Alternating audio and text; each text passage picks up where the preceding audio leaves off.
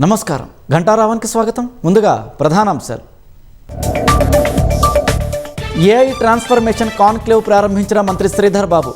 త్వరలో అసెంబ్లీ మండలిలో డిజిటల్ సేవలు వస్తాయని స్పష్టీకరణ.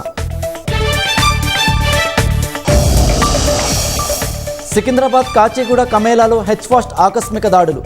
అక్రమంగా నిల్వ ఉంచిన 60 కిలోల కుళ్ళిన మాంసం స్వాధీనం.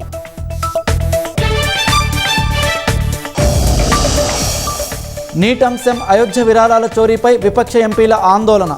నినాదాల నడుమ ఉభయ సభలు సోమవారానికి వాయిదా.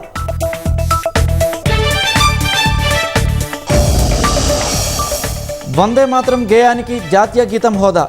నూతన చట్టానికి రాష్ట్రపతి ద్రౌపది ముర్ము ఆమోదముద్ర.